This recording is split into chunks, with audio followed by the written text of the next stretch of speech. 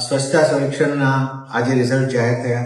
રાજકોટને આખા 4500 પ્લસ સિટીઝનો જે સર્વે થયો એમાંથી આપણે 19મા રેન્કે આજે આવ્યા છે.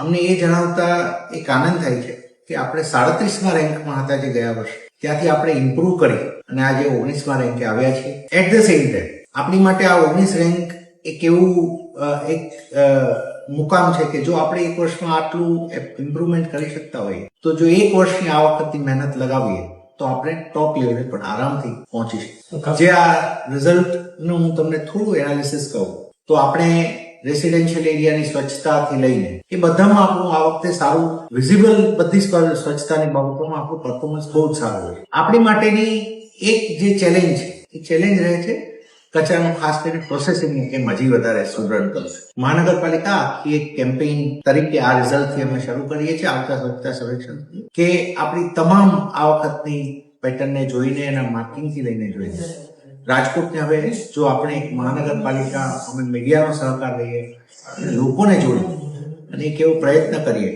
કે આપણે હવે નેક્સ્ટ યરમાં ઇન ધ ટોપ 3 or 5 રેન્ક્સમાં આપણે હોવા જ જોઈએ.